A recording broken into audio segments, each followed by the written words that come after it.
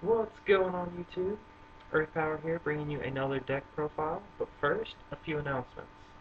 I mentioned it in the description for my last video, but starting now and hopefully through up until Thanksgiving, I will be doing a Wednesday, Saturday upload.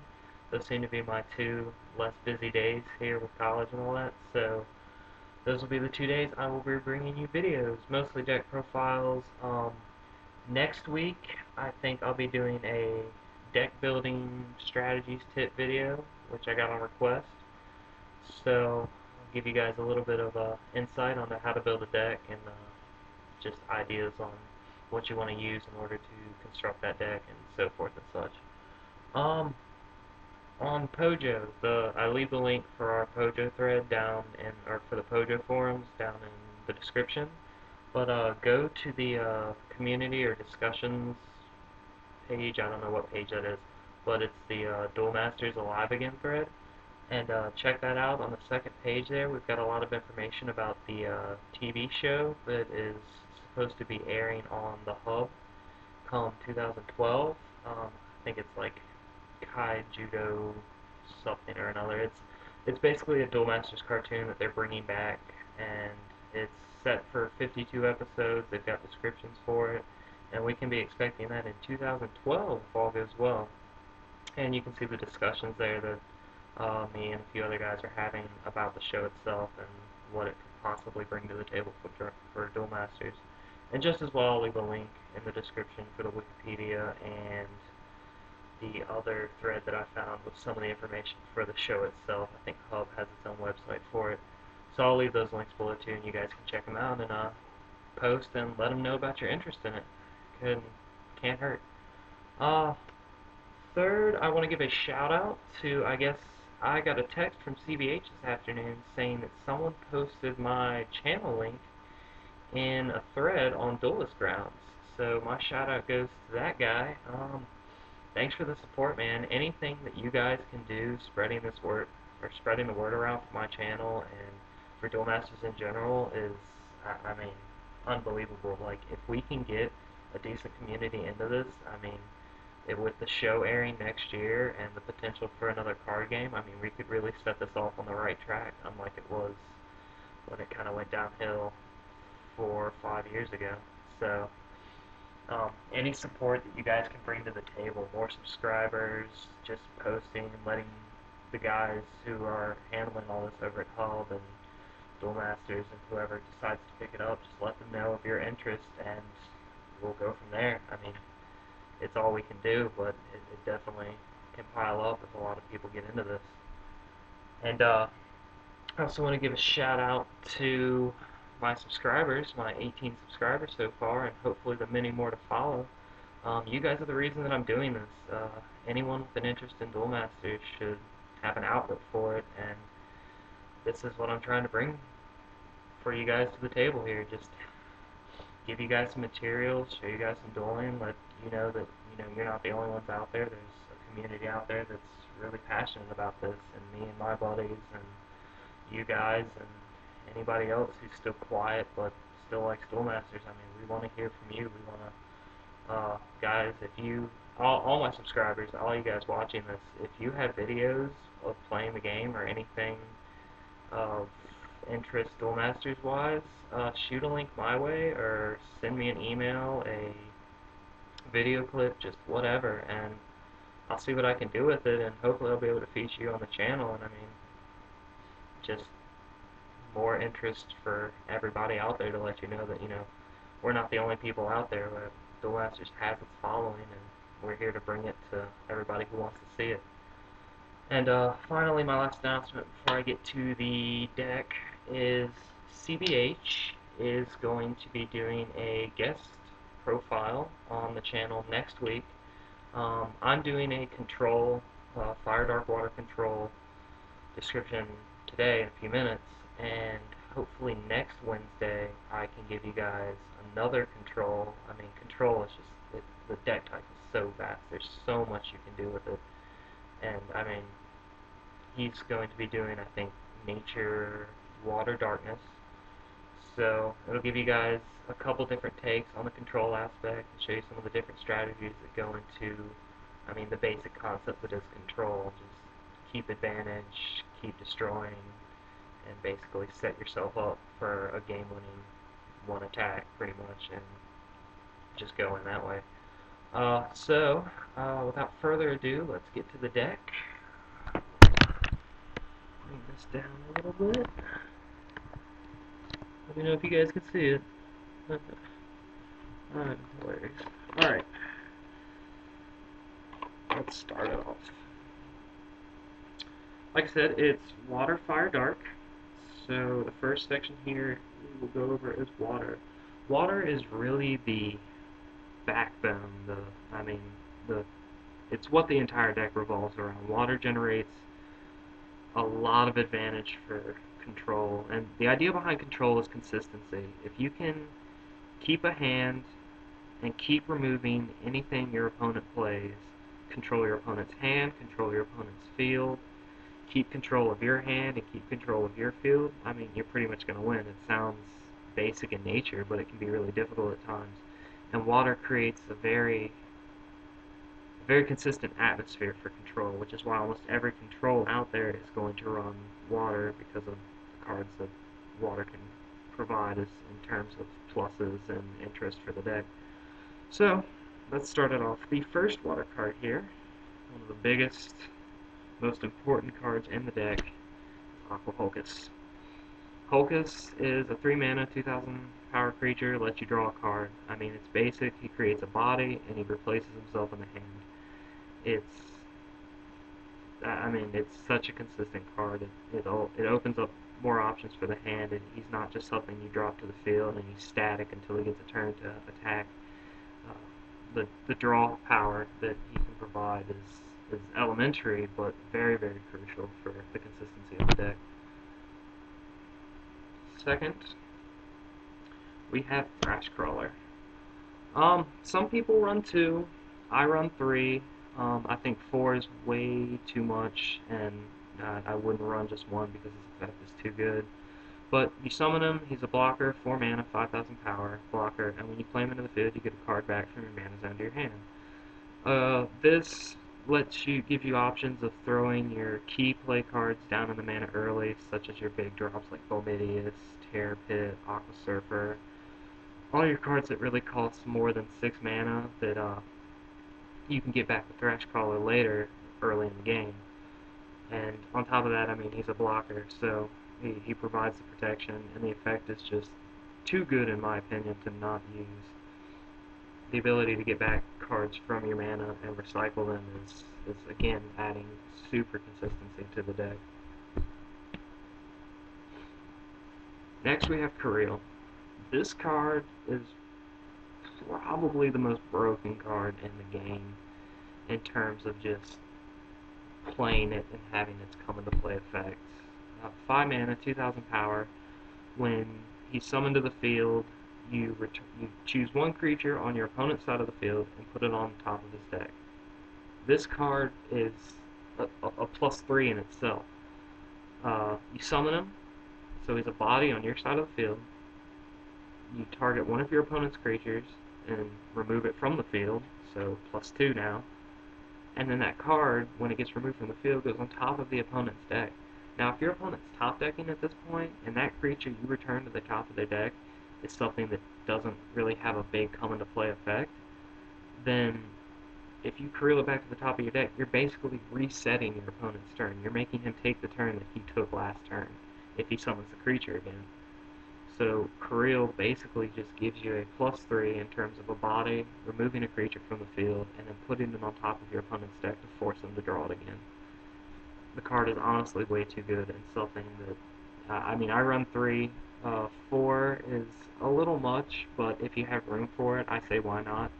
Corile is just a really, really good card, and definitely, well deserving of the spot. He's the reason control really is control. It's, again, controlling your opponent's field, and this card hits every aspect of that. Next is Aqua Surfer. Definitely the most anti-rush card in the game. 6 mana, 2000 power, shield trigger creature. So he's hit from the shield, he gets summoned to the field, and his come into play effect is return a creature on your opponent's side of the field to his hand. So early game, if they're coming at you with the Deadly Fighter Breakclaw and whatever their second monster was, they attack with Deadly Fighter Breakclaw into a Surfer, you Surfer back the card they just summoned that second turn, and now Aqua Surfer has 1000 more attack than Breakclaw and can destroy that Breakclaw the next turn.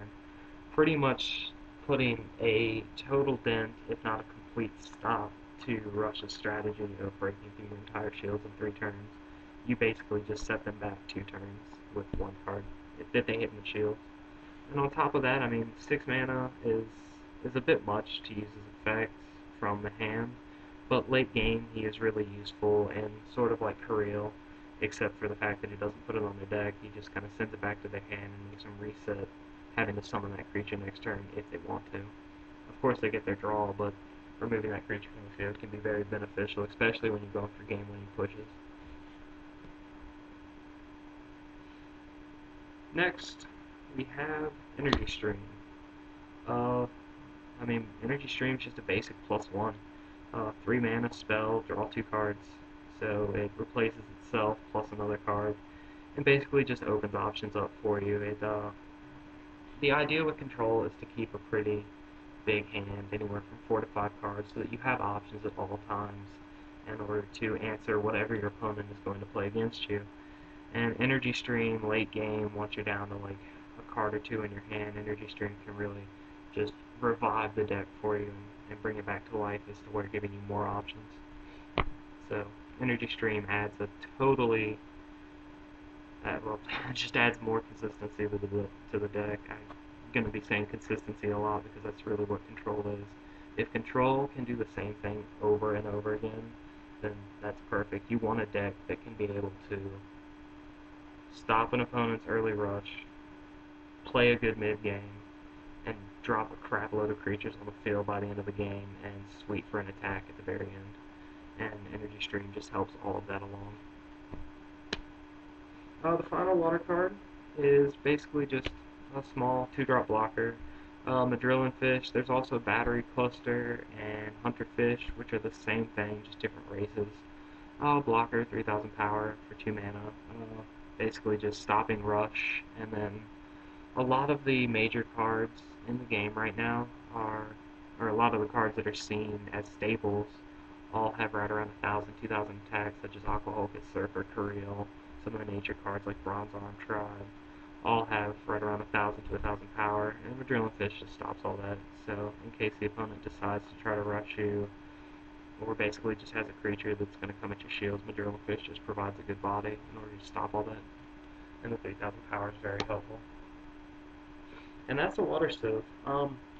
What I'll refer to as the backbone of most decks from now on, almost every major deck that runs water is going to run these 3 cards. Definitely. Aqua Hulcus, Energy Stream, Surfer. Aqua Hulcus and Energy Stream providing the most consistent output for your deck in terms of replacing hand and creating bodies, and then Aqua Surfer in terms of the best anti-rush shield trigger, as well as, again, another body that can be put on the field and basically get rid of other stuff. These guys are the backbone of water. You're going to see these in almost every deck that runs water, and not playing any of these. I mean, there's reasons to not play Hulcus or Energy Stream sometimes. Sometimes you just want to play Stream, and the body of Hulcus might be unnecessary for a certain strategy. But any deck that's going to try to control the board and control aspects of the game that runs water is going to run these 3 cards. Usually in 4s, but for the consistency of this control deck, I'm keeping everything. I don't think I'm running 4 of anything in this control deck, just because I want to keep the numbers as low as possible in terms of ratio and drawing what I need to at the right time. And I think 3 is enough for that. Alright, the second civilization we're going to get into is Fire. Alright, we're going to start off with the big baddie himself, Bolmeteus Steel Dragon. This guy is what defined early control. 7 mana, 7000 power, double breaker, he's an armored dragon, and when he breaks a shield, it gets sent directly to the graveyard. does not allow shield triggers to be activated at all. Bolmeteus is the reason. Well, control, the idea is you get Bolmeteus Steel Dragon out, you keep him protected, and over time, you're going to be using your removal spells, your Terrapits, your Coriles, your Aqua Surfers, everything to bounce creatures and blockers off their side of the field, so Bolmeteus can make clean sweeps to the shields and send them to the graveyard without giving your opponent any advantage. I mean, the idea in duel matches is that when you attack a shield, if you're not activating an opponent's shield trigger, which is already bad enough, you're giving them another card in their hand to deal with you next turn. Basically just opening options up for the opponent, and this guy shuts that down completely.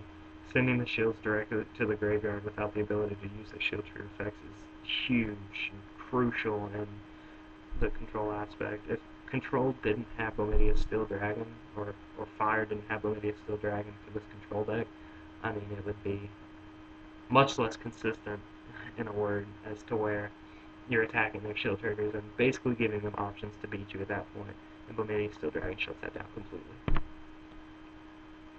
The next card is one Legionnaire Lizard.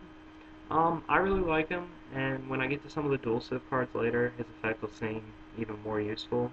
But Legionnaire Lizard is a 6 mana, 4,000 attack, speed attacker, and he has a tap ability to where instead of attacking, you can tap him to activate his ability, which lets you give one of your creatures speed attacker. Now, if you drop him during the 6th turn and Bolmeteus Steel Dragon the 7th turn, you can basically tap Legionnaire Lizard and basically get your Bolmeteus working straight off the bat, just without any summoning sickness or giving your opponent a turn to potentially deal with Bolmeteus. Like I said, I like him in 1 just because I don't think 2 is necessary. He's good, but he's not necessary. But I like having him around because, like I said, for some of the dual Civs that I'll get into later, Legionnaire Lizard is very helpful in getting their effects off quickly before your opponent has a chance to deal with the card itself. Next card is one Valiant Warrior, Exorious. 6 mana, 4,000 attack plus. He gets plus 3,000 power attacker, so it goes up to 7,000 attack when he's attacking. And it says this creature can attack untapped creatures. This guy is the definition of anti-rush, because outside of Coup Coin, Valiant Warrior Exorious is going to be destroying everything your opponent basically can put on the field. He basically eliminates the need for you to have a removal spell and remove creatures from your opponent's field every single turn, and basically creates a body that can take care of that for you, so you can play some of your other cards, as in setting up your win conditions, such as Bolmeteus and some of your other big attackers, in order to start wearing down your opponent's shields before, of course, striking for the winning blow. So Valiant Warrior basically eliminates the need for removal spells, but versus decks other than Rush and Aggro, his effect really isn't as great, because, again, Control is going to be able to deal with him very easily. He has 4,000 power, and that can be stopped by pretty much anything. All of the opponent's bigger monsters that they can summon and just attack over it with. So that's why I only run 1. I think he's useful, but again, like Legionnaire Lizard, he's good in 1, not necessary, but just good when you can start getting his effect off.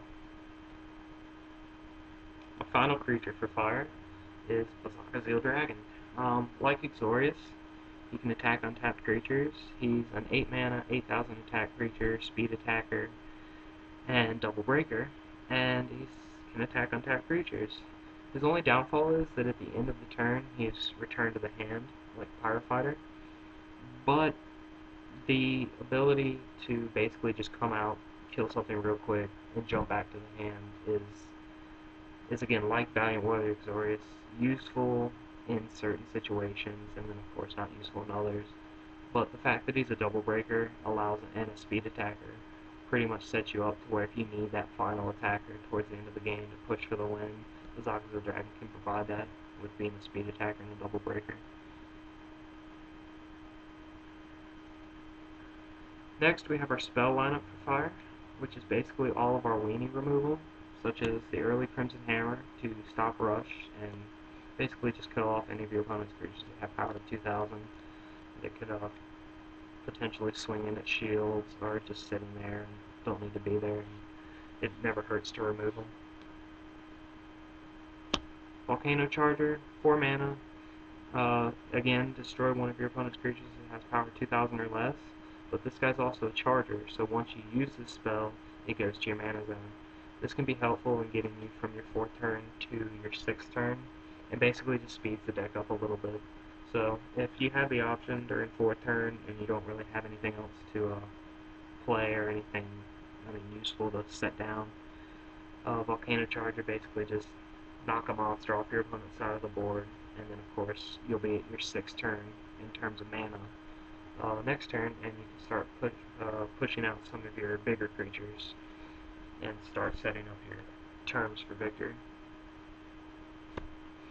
Our final weenie killer is Burst Shot. This is completely anti-rush tech right here.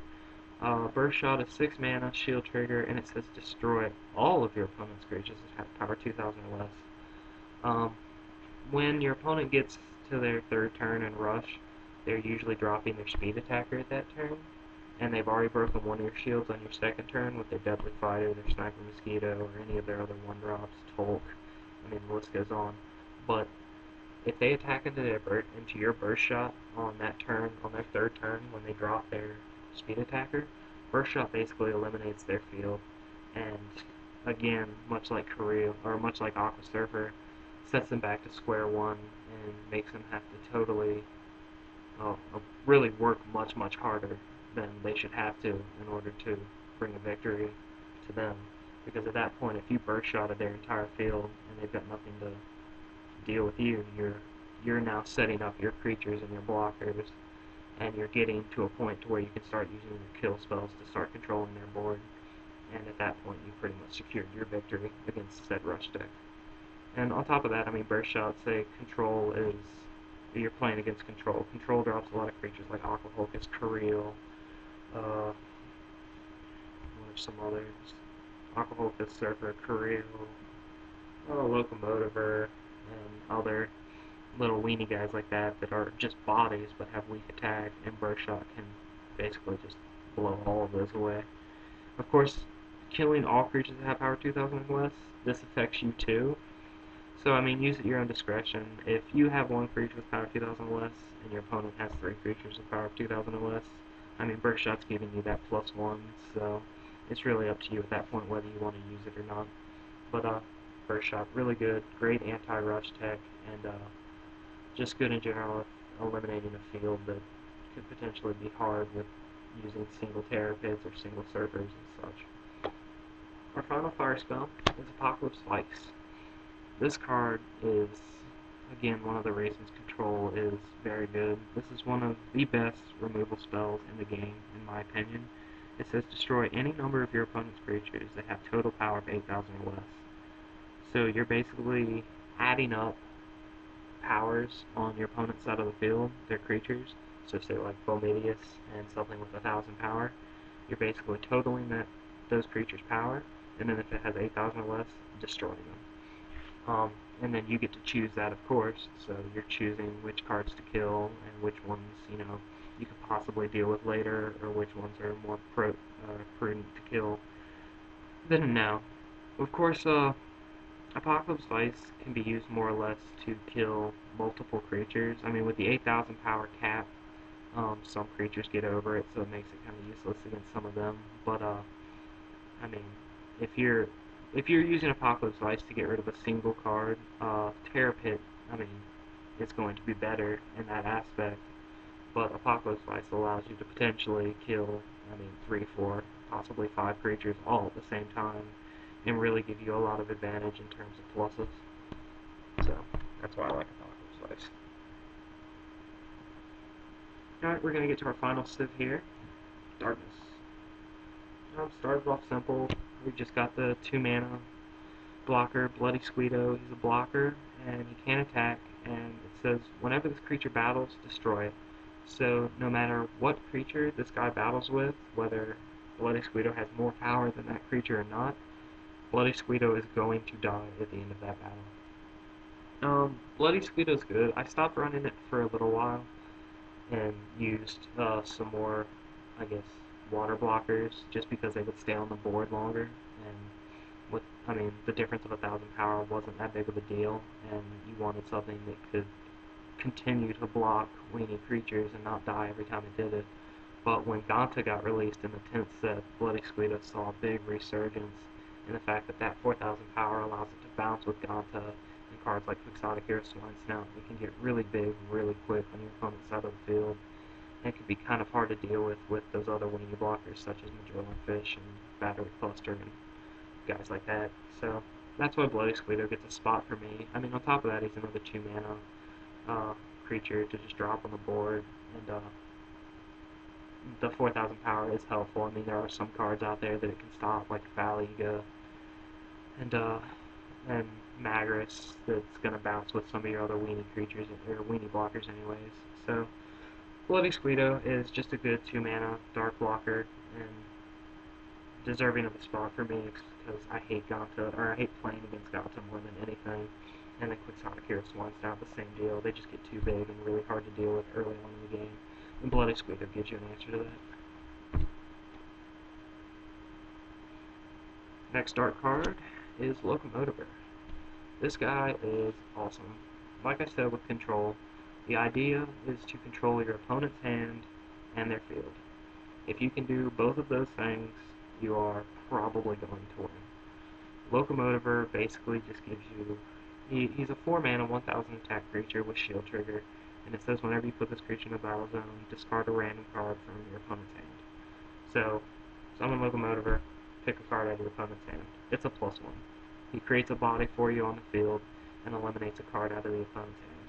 So, potentially eliminating an option that your opponent may have had for you the next turn, or you might get rid of some of those big creatures that your opponent was going to crab out on you later in the game. I mean, it pretty much just, it's an at-random card, but, I mean, it could put a serious dent in your opponent's strategy if they're not expecting it, and if your opponent's really relying on the few cards that they do have in their hand.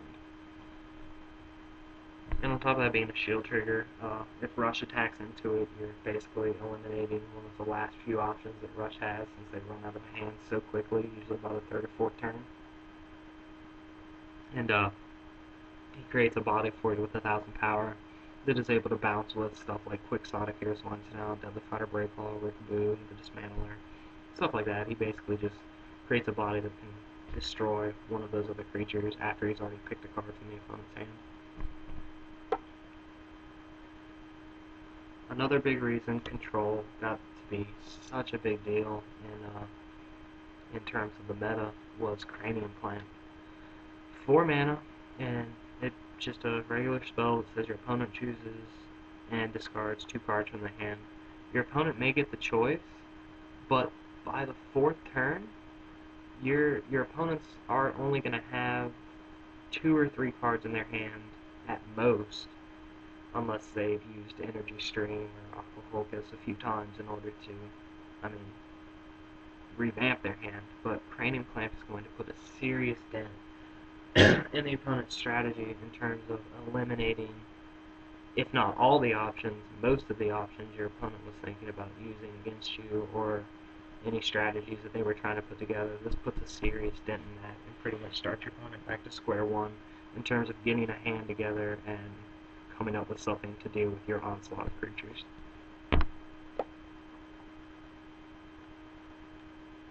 Next dark card is Morbid Medicine. Now, I like Morbid Medicine just because it says return 2 creatures from the graveyard to the hand.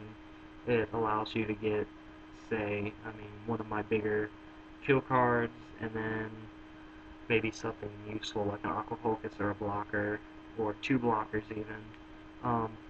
It's really better late game than it is early game, and I just prefer it over some of the other recursion spells, such as Dark Reversal. It's a 2 mana shield trigger that says return 1 creature from the graveyard to your hand, or Corpse Charger, which is like Volcano Charger, except you return a creature from your graveyard to your hand, and it costs 4 mana, and then it goes to your mana zone. I just like Morbid Medicine because it says 2, and can open up options in terms of bringing a hand back together, pretty much. It's like an energy stream, except you're getting to choose the two creatures that you want to bring to your hand from the graveyard. And I just like it in terms of advantage, really. Sure, I mean, I'm willing to try out Dark Reversal and Corpse Charger, but this guy I found to be the most consistent and the best in terms of late game, which is when you're going to want to use your recursion spells the most anyways. And getting 2 back versus 1 is better, I guess. You're always going to want more than less. So that's why I choose Morbid Medicine. Our final dark card is Terra Pit. What some people consider the best kill card in the game. Basically because it's a 6 mana spell, says destroy one of your opponent's creatures. Plain and simple. Just kill anything on your opponent's side of the board.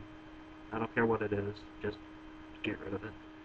And it's a shield trigger too, so if it's hit from the shields, you're basically killing anything you want to on your opponent's side of the field for free. So, really useful kill spell. Better than Apocalypse Vise in some instances, like say you want to kill Bolmeteus, but they don't have anything else to, you don't have anything else to target on your opponent's side of the field with Apocalypse Vise has 1000 power. Terra Pit is obviously going to be your better choice over Apocalypse Vise because it kills Bolmeteus, whereas Apocalypse Vise could potentially kill a lot more later in the game when your opponent has more creatures on the field.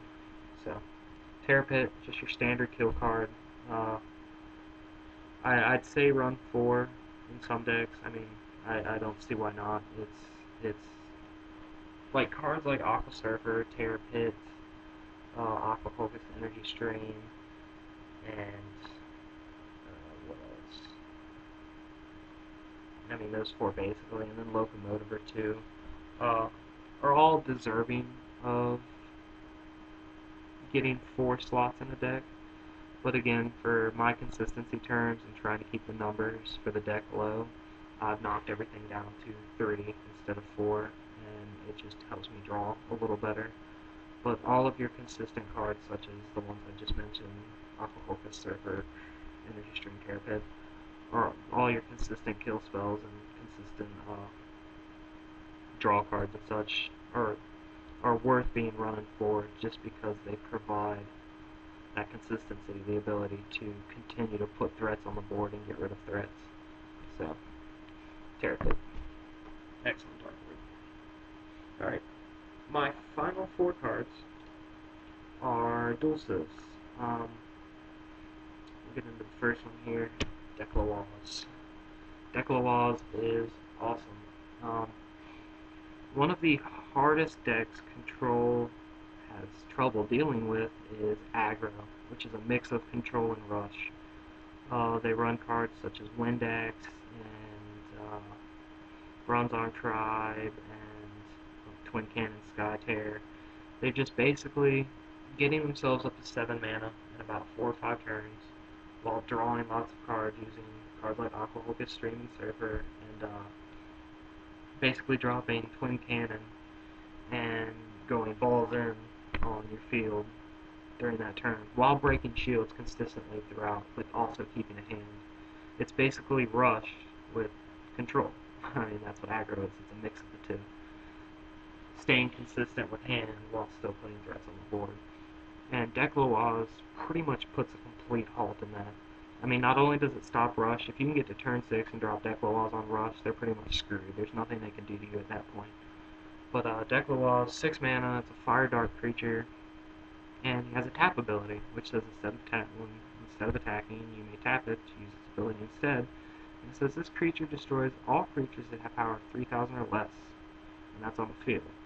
Now, then you look at your opponent's hand, and he discards all cards from his hand that have power 3,000 or less. So not only are you getting to look at your opponent's hand with this ability, you're killing everything in the hand and on the field with power 3,000 or less.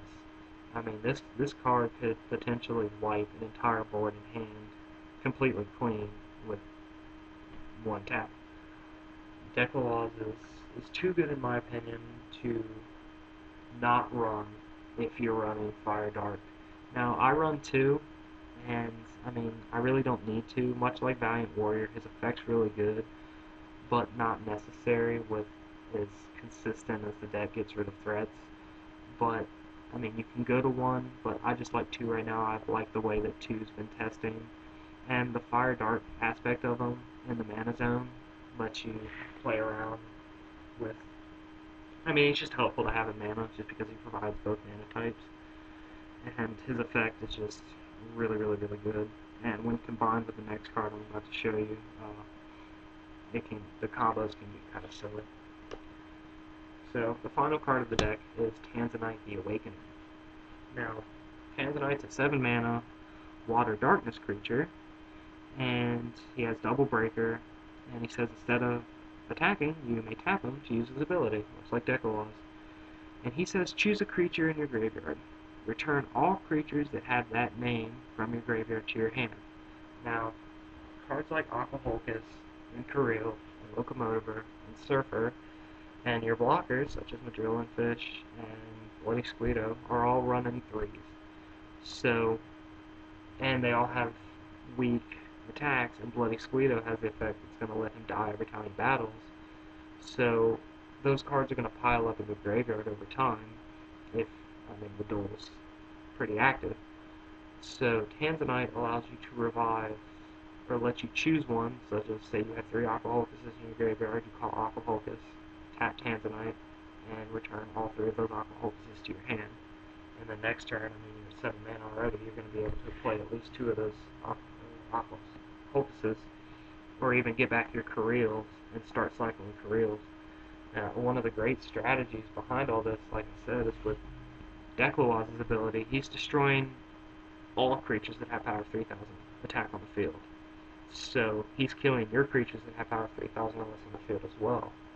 So when you play your Corile, so say you play Corile on your opponent, return a creature from their field to the deck, tap Deklowaz, kill Corile, tap Tanzanyte, get Corile back to your hand. Now your opponent's going to have to summon that creature next turn, or not summon it, because if they do summon it, you're going to Corile it the next turn. These 3 cards put the opponent on lockdown, pretty much. If you've got them top decking, this little combo right here puts them on lockdown until you get to a point where you can summon Bolmeteus, or basically just swing through and destroy all their shields. So, really, really neat strategy that comes along with using Deklowaz's and Tanzanyte, which is why I keep them at 2.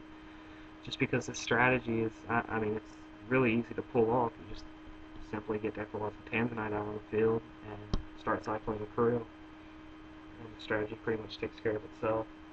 And on top of all that, with the 1 Legionnaire Lizard that I play, again, why I play the 1 Legionnaire Lizard, he can give these guys speed attackers and get their abilities started going even sooner than giving your opponent a turn to potentially deal with them.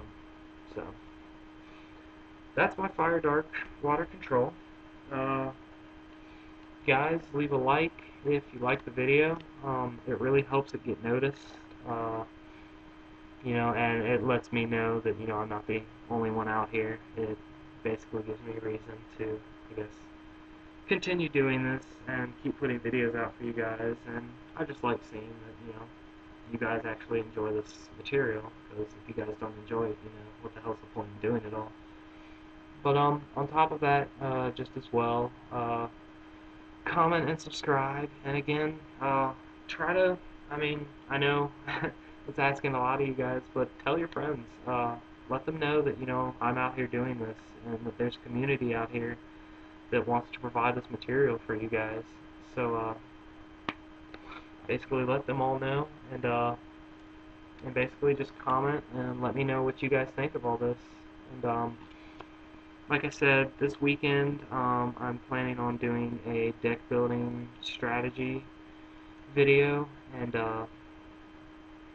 basically give you guys some tips on how to build decks, and some of the ideas behind building, again, a consistent deck, and I'll go over some staple cards and such, and, basically just show you guys some of the ideas behind putting together a top tier deck, and basically just putting something together that can win, so to speak. But yeah, guys, I'll see you next time. Or hopefully I'll see you next time. Alright guys, peace.